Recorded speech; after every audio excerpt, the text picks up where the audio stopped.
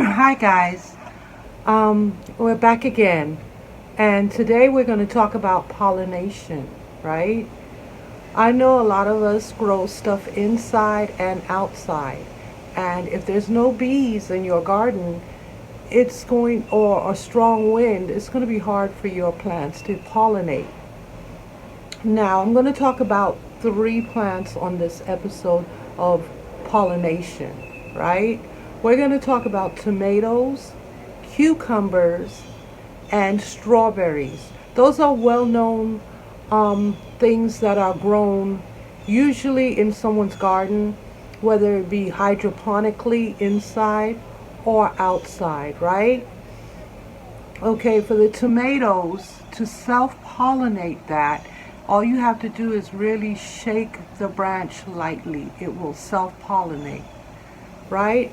As for the cucumber, you will have to take a makeup brush a makeup brush or a Q-tip and rub it right across the top of the flower to pollinate it, right? What that will do is take the pollen, take the pollen from the male and wipe it towards the female, right? Now, when you're doing strawberries is the same. The male and female is in the same flower. So you can take a brush and brush it lightly across the flower to pollinate it. It has the long stems, I think the little yellow long stems that are the male and the bottom part is the female. So if you brush it lightly across the flower, you will self-pollinate the strawberries, and every bloom most likely will give you a strawberry because you've pollinated it, right? Rather than not missing out on strawberries knowing that you had a lot of blooms. There are certain plants that are a little different in pollinations, like the soursop tree that I showed you that I transplanted.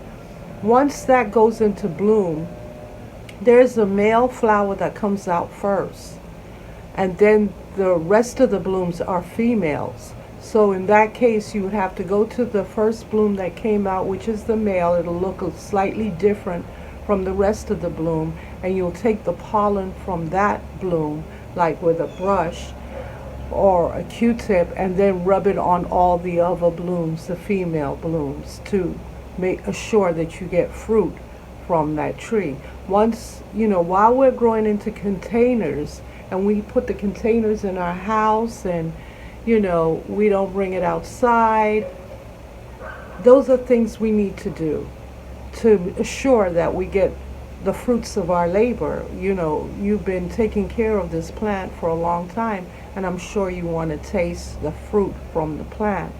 And the best way to do that is, the natural way is with bees. But if you don't see any bees, or no bees are coming, and you're not planting anything that will attract the bees, you can self-pollinate your vegetables or fruits.